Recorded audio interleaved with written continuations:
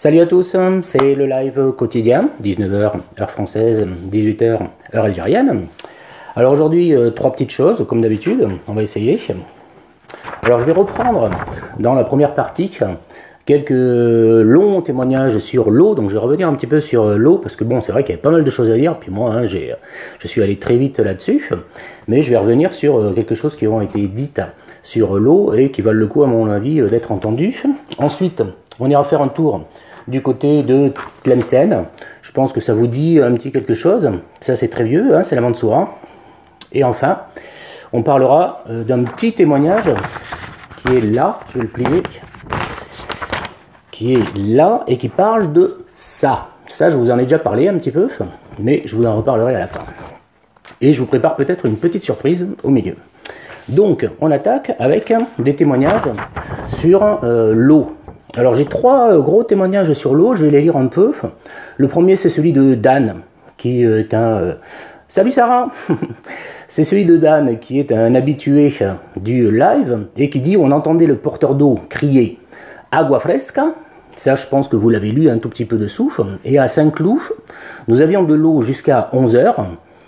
11h le matin, dans les années 56-59, que nous stockions dans un bassin. Salut Théma.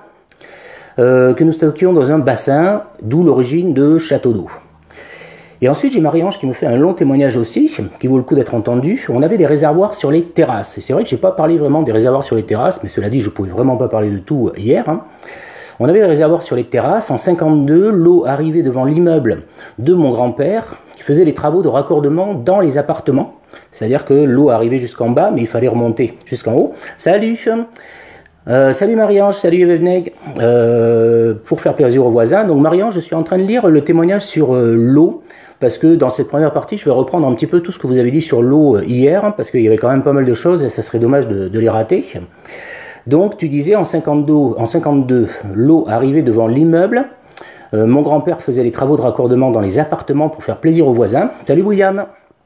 Faire plaisir aux voisins. Dans les patios, il y avait 2 WC par étage pour une dizaine d'appartements par étage. Alors je pense qu'à un moment ou un autre, je reparlerai des patios parce que c'est quand même un point qui n'est pas négligeable. Et notamment à la marine en bas, il y avait énormément de patios, même s'il y en avait un peu ailleurs dans le centre-ville. Des WC turcs, et mon grand-père avait installé un robinet où on y mettait un tuyau, les anciens tuyaux d'arrosage orange en caoutchouc. Pour prendre la douche froide l'hiver, on chauffait de l'eau et on se lavait dans la cuisine. Donc autant dire que quand même on était avec des moyens qui étaient un peu laborieux, quoi. Les terrasses avaient leurs réservoirs et les lavoirs. C'est vrai que je n'ai pas parlé des lavoirs, notamment à la marine. Au niveau de la place des Quinconces, il y avait 2 grands lavoirs où il y avait énormément de femmes qui venaient laver le linge et puis discuter un tout petit peu. C'était les lavoirs et c'était un lieu de rencontre pour toutes les femmes en lavant le linge à la main, bien entendu. Tous les secrets de femmes circulaient. Mais elle me dit, Marie-Ange, mais tu sais, Alger avait encore des problèmes d'eau en 75. L'eau n'était distribuée que le matin. Et ensuite, alors je ne sais pas très bien le prononcer, j'espère que comme tu es là, tu vas me dire comment on le prononce, Evevneg, Néré. Moi, les souvenirs que j'en ai, c'est un énorme récipient que mon grand-père avait construit au-dessus du poulailler. Et ça, j'ai le même souvenir, enfin pas souvenir, j'ai la même chose racontée. J'ai la même chose racontée par mon père qui me rappelle ses grands-parents à lui qui habitaient Valmy El Kerma actuellement. Hein. Alors William me pose comme question quels moyens il avait. Il faut juste que tu me précises la question parce que je ne comprends pas exactement les moyens. C'est un énorme récipient que mon grand-père avait construit au-dessus du poulailler, dans le jardin de la maison de Choupeau. Alors c'est bien, Choupeau, c'est aussi là où habitait mon père à moi. Marie-Christine, bonsoir Paul, bonsoir Marie-Christine. Il travaillait à l'usine Martinez avec mes oncles et mon père, et c'est là qu'il avait dû trouver le matériau. C'était une réserve d'eau de pluie. C'est très exactement ce qu'il y avait dans la cour chez mon grand-père. J'ai bien prononcé, tant mieux, ça va. C'était une réserve d'eau de pluie. L'extérieur était noir car il l'avait badigeonné de goudron et il fallait la vider et la nettoyer chaque année. C'était notre réserve d'eau douce, sans doute jusqu'en 1952. C'est donc raconté par mes parents. Ensuite, comme il y avait un grand jardin, salut Claude. Ensuite, comme il y avait un grand jardin, elle servait pour l'arrosage des légumes et nos jeux d'été dans la cour. Je cherchais le nom, la citerne. C'est comme ça qu'ils appelaient cette réserve d'eau de pluie. Et encore une fois, c'est vrai. Alors William, à l'époque, il n'avait pas les moyens comme maintenant. Ouais, tu as raison. Moi, je l'ai connu surtout pour l'arrosage de son jardin potager, car il était paysan avant tout et se levait très tôt pour jardiner et arroser avant de partir à l'usine, et le soir en revenant, pareil.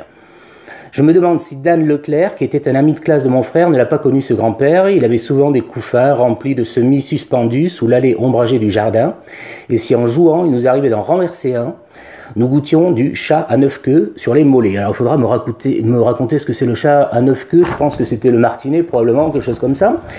Donc voilà ce qu'il y avait, ce que je voulais quand même dire sur l'eau. Alors tous ceux qui n'ont pas vu le live sur l'eau, je vous conseille d'aller faire un tour sur le live d'hier, où j'explique un tout petit peu l'eau à Oran, mais sans rentrer dans ces détails-là. Donc je voulais quand même faire retour sur tous ces détails ici, que je vous remettrai dans la lettre. Je pense que je recopierai tout ce qu'il y a, enfin je ferai un copier-coller sur tout ce qu'il y a ici, parce que bon, c'est des témoignages qui valent le coup quand même, sur le plan de la mémoire quotidienne. Alors, on attaque Tlemcen. Alors, Tlemcen, je vais essayer de pas en faire trop long quand même, mais Tlemcen, c'est évident que je vais bâcler, parce que Tlemcen, on pourrait y passer des heures, et je vais y passer 10 minutes dans le meilleur des cas. Tlemcen, faut savoir quand même qu'il y a une photographie qui est assez connue, qui est celle-ci, et qui correspond pas tout à fait à Tlemcen, mais c'est pas très loin. Moi, j'y suis allé ici, là, c'est dans les gorges de Mefrou, alors cascade de Mefrou, pour dire exactement, cascades de Mefrou qui sont vraiment très jolies et qu'il faut ressortir la terre rouge qui est à cet endroit-là. Et il y a une description de cette cascade par un type au 19e siècle qui écrit qu'on se figure sur la marge d'une plaine immense, un rideau de montagne couronné d'un diadème de roches rougeâtres, abruptes, admirables de couleur. Du haut de ces roches, des cascatelles riantes tracent sur les flancs dénudés de la montagne un délicieux sillon de lauriers roses et de grandes herbes. Plus bas, une succession de vignes, de champs, de vergers entoure ou domine des roches isolées qui semblent surveiller le paysage. Donc vraiment, du haut là, de ces montagnes, il faut savoir que Tlemcen, on n'est vraiment pas du tout, enfin c'est pas qu'on n'est pas dans la plaine, mais enfin on est tout près des monts de Tlemcen qui sont là, donc on est assez surélevé quand même, et on est avec un paysage qui ressemble pas vraiment à tout ce qu'on peut avoir du côté d'Oran et tout ça, c'est beaucoup d'agriculture, des vergers et ainsi de suite. C'est une ville qui est extrêmement plate, Tlemcen, contrairement en fait à Oran, du moins à Oran tel que c'était au début, parce que ça se trouve le long de la côte et c'était creusé de ravins. Tlemcen, c'est plat. Salut Juliette. Tlemcen, c'est plat. Et alors, c'est marrant parce que j'avais trouvé quand même dans un texte quelqu'un qui disait quelque chose d'assez beau sur Tlemcen et le côté plat de Tlemcen.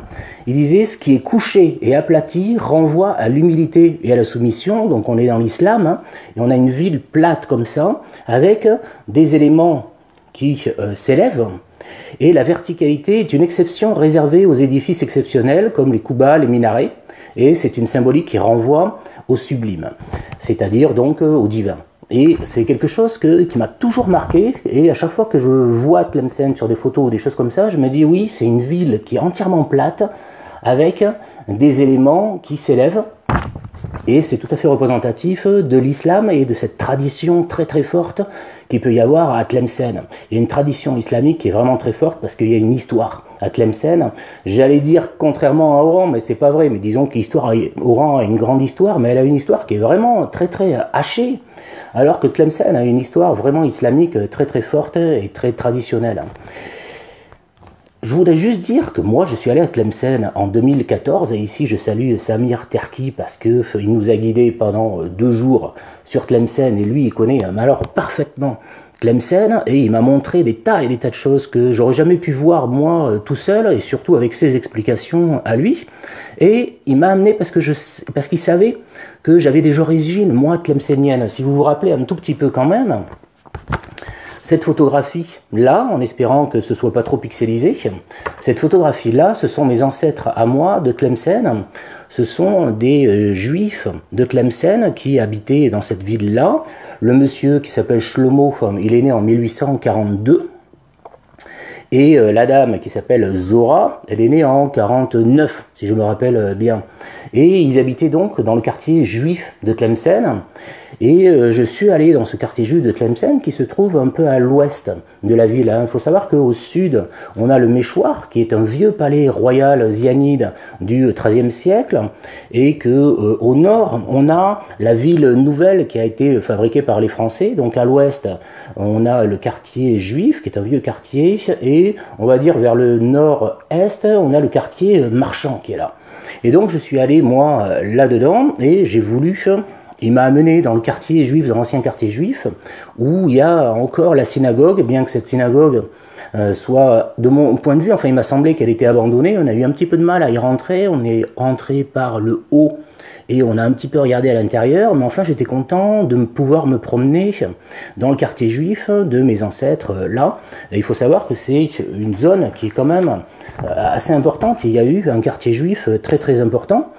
Je vous lis juste quelques bricoles. Dans le temps, il y avait un quartier juif qui s'est situé entre l'esplanade du Méchoir, donc c'est ce que j'ai dit au sud, et la grande mosquée.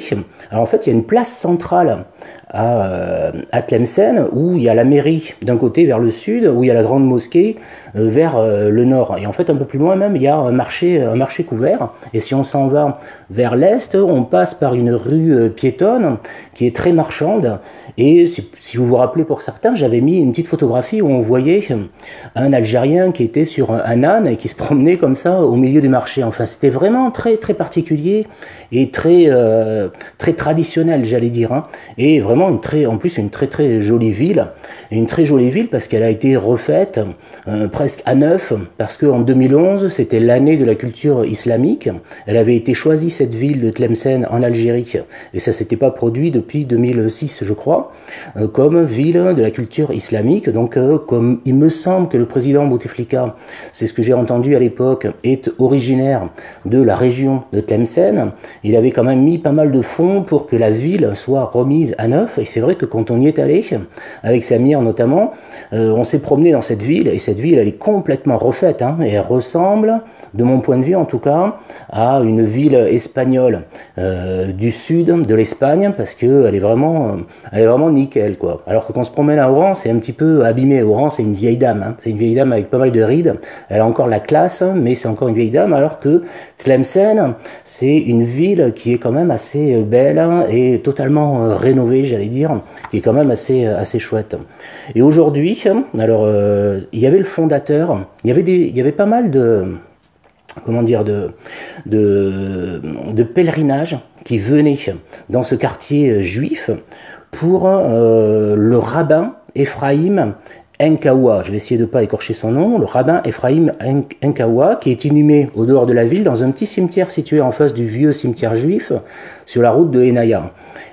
Alors Evening, tout à fait dans mes souvenirs, cela ressemblait à une ville andalouse. Oui, ça... Vraiment, moi, c'est la sensation que j'ai eue. Hein. Mais disons que quand on se promène en Algérie, indiscutablement, les villes, elles sont quand même un petit peu abîmées. Il n'y a pas de problème. Et quand on va à Tlemcen, c'est une ville, clairement, mais c'est hallucinant, hein, qui a été remise à neuf complètement et qui ressemble à une ville espagnole du sud de l'Espagne, donc une ville andalouse en effet. Hein. Et c'est vraiment magnifique, quoi. Et alors, si j'essaie de revenir, sur sa tombe, ça devient un lieu de pèlerinage qui va attirer toutes les foules d'Afrique du Nord jusqu'à l'indépendance, du Maroc, de la Tunisie et de l'Algérie. La Iloula du rabbin, c'est-à-dire la grande fête rituelle chez les Juifs où on célèbre des saints, la grande fête, la Iloula du Rab, y était célébrée en même temps que celle de l'illustre Bar Yoaï, du 3e jour de l'Omer, bien que la date de son décès soit connue. Et cette Iloula était un événement à Tlemcen. Il y a énormément de monde qui venait là pour faire la fête, pour faire des chants et tout ça, et ça durait pendant 8 jours. Bon, et alors Tlemcen, hein, je vais essayer de ne pas faire trop long non plus, Tlemcen, c'est encore deux choses qui sont magnifiques. C'est le palais du Méchoir, c'est-à-dire un palais royal zianide du XIIIe siècle, dans lequel on peut rentrer. Il reste pas grand-chose, hein. Il reste une tour un peu crénelée, fortifiée, mais il reste à l'intérieur, par contre, un très beau cloître, avec à l'intérieur des expositions sur les tenues traditionnelles de l'islam, avec des tenues traditionnelles de mariage, etc. Et on avait même eu une petite visite guidée. Salut Marie. On avait même eu une petite visite guidée sur les tenues traditionnelles. Bon, c'est vraiment magnifique. Hein. Et si vous connaissez pas, par exemple, Rachid Talbi, qui est un peintre oranais, enfin oranais peut-être pas d'ailleurs, mais enfin il est à Oran actuellement, et il a peint quelques toiles qui sont magnifiques du Méchoir là. Et il y a un cloître qui est vraiment très très beau et un musée à l'intérieur qui est aussi magnifique. Enfin, ils ont refait tout ça pour l'année de la culture islamique en 2011 et ça vaut vraiment le coup. Hein. Et oui, j'avais pris une photo du cloître, ça ressemble à ça, donc vous voyez que c'est quand même magnifique. Hein. Et à l'intérieur, il y a plein de petites salles où il y a plein de choses qui sont exposées, notamment tout ce qui est en rapport avec le traditionnel. Puis de l'autre côté, il y a ça, c'est-à-dire la Mansoura. C'est-à-dire vraiment, c'est au sud, hein, si je me rappelle bien, en tout cas, c'est au sud de Tlemcen, et je vais essayer de ne pas raconter des bêtises sur cette Mansoura. C'est très très vieux ça aussi, mais enfin c'est pas non plus à l'époque des Romains. Mansoura, c'est une commune de Tlemcen construite par le sultan mérinide Abou Yacoub Youssouf. Je suis désolé si je prononce mal. Salut Samir. Elle est surtout connue pour ses vestiges datant du XIVe siècle, témoin des affrontements fratricides entre les Abd al-Wadid et les Mérinides. De Mansoura, il ne subsiste que les parties nord et ouest des remparts et la mosquée. Alors évidemment, on a le grand minaret là, et on a un énorme tour, comme ça, enfin un énorme contour. On a les murs de tout ça, et c'est gigantesque, hein, c'est très grand. Même si c'est des ruines, mais enfin pour des ruines, elles sont super bien conservées, et on peut monter là-dedans. Hein. Il y a un grand escalier qui permet d'accéder à Mansoura, et à l'intérieur on a vraiment des choses qui sont magnifiques. Donc je vais pas m'en faire plus que ça, mais enfin voilà ce que je voulais dire pour Tlemcen, pour une petite présentation générale de Tlemcen. Moi c'est une ville, j'y suis resté 2 jours, j'ai trouvé ça quand même assez formidable, et probablement aussi parce que j'y ai mes origines du côté maternel là, hein, puisque ma grand-mère, elle est née à Tlemcen, et évidemment que sa mère et son père, ils sont nés à Tlemcen. Mon arrière-grand-mère est née à Tlemcen. Bon, enfin, il y a une bonne partie, il y a une bonne lignée maternelle là, qui est issue des Juifs d'Algérie de Tlemcen, qui est vraiment, qui est fortement ancrée là-dedans. Alors, dernier point, c'était un témoignage, mais avant le témoignage, j'avais une petite surprise pour vous. J'ai une amie ce matin qui m'a dit « Ouais, ton live, il est pas mal et tout ça, mais il te manque un petit truc, il te faudrait une mascotte. » Donc la mascotte, j'étais là, je me dis « Qu'est-ce que je peux pouvoir prendre comme mascotte ?» J'ai réfléchi un tout petit peu, et d'un coup, je me suis dit « Tiens, il y a un truc qui serait sympa peut-être, c'est ce que ma fille a dans sa chambre et qu'elle a gardé contre elle pendant de longues années, c'est son doudou. Alors je vais vous le montrer, je vais vous le donner, et vous allez voir ce que ça donne, vous allez me dire s'il est bien ou s'il est pas bien. Il faut juste que je le trouve.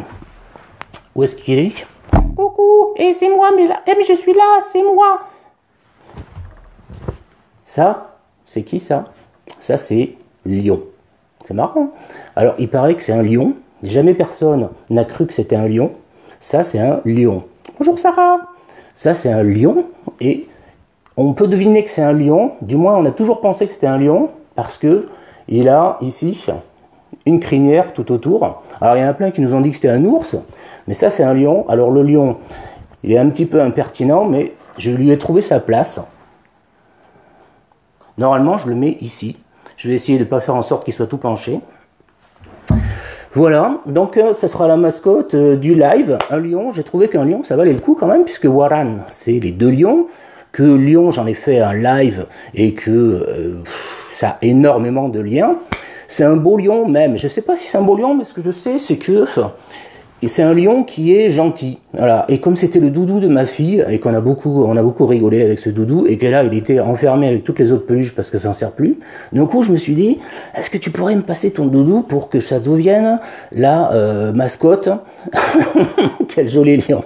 Valérie, je te remercie. C'est un joli petit lion, en tout cas, il est gentil, et ça, c'est sa crinière. Hein. Donc, je pense qu'on peut pas confondre ça avec un ours. Il y en a qui considèrent que c'est un ours, mais nous, on n'a jamais considéré que c'était un ours, et on l'a toujours appelé lion. Voilà, donc ils se sont toujours appelés lion, puis ils nous parlaient, ils nous racontaient des bêtises avec ça. Et comme là, ça fait quelques années qu'il est enfermé au milieu de toutes ces autres peluches, je me suis dit, mais on va lui redonner une seconde vie. Et voilà, il est tout gentil, il est un peu impertinent, mais si on le laisse tranquille, normalement ça devrait aller. Donc je le poserai ici, dorénavant, et voilà, comme ça, il tient pas très bien, il est tout mou parce qu'elle l'a écrasé contre elle pendant très longtemps. On va voir s'il tient le choc quand même. Alors dernière chose, donc je voulais, il est trop mignon Juliette, bah oui c'est sûr il est trop mignon, c'est clair. Alors dernière chose, un témoignage de Zine Chab que j'ai vu à propos de ce livre-là. Je l'ai déjà présenté ce livre et je crois que je en présenterai soit demain, soit un petit peu plus tard, je sais pas trop. Il dit, j'ai lu la BD, l'Algérie c'est beau comme l'Amérique, elle m'a beaucoup touché. Mes parents ne sont pas pieds noirs, mais immigrés algériens. J'ai fait le chemin inverse et je suis aussi tombé amoureux de ce pays. Je m'y rends régulièrement et je ne sais pas ce qui m'y attire, mais je peux vous dire que c'est un pays formidable avec un peuple très hospitalier. Alors quand je lis ce genre de témoignages, et ça commence à tourner dans ma tête, c'est que je me dis que on a une communauté de destin quelque part, ou en tout cas, je sais pas, une communauté quelque part, avec les immigrés algériens qui sont en France et qui regardent l'Algérie de loin comme ça. J'en ai écrit un texte que je publierai peut-être jeudi ou quelque chose comme ça, parce que vraiment, je suis en train de me rendre compte que, ben oui, c'est sûr que les Algériens qui sont en France là, et depuis très longtemps, ils regardent l'Algérie de loin, comme moi je regarde l'Algérie de loin, et finalement, pour des raisons très différentes, on se retrouve à regarder ce pays de loin et à avoir un petit peu peur de cheminer vers lui, puis de cheminer, de le découvrir et de le trouver formidable et de trouver les gens très hospitaliers et puis de plus avoir qu'une seule envie d'y retourner. Donc je reparlerai de ce livre-là demain parce que pour Olivia Burton, qui est une enfant de pied noir de mon âge à peu près, il s'est passé à peu près la même chose, elle a fait le même chemin et je pense que ça vaut le coup que je vous raconte un tout petit peu comment ça s'est passé pour elle. Voilà, donc je vous dis au revoir. Lyon vous dit au revoir. Au revoir Sarah, au revoir Juliette, au revoir Marie. Et au revoir tout le monde, bien sûr. On se retrouve demain à la même heure, 19h heure française, 18h heure algérienne. Je vous dis ciao.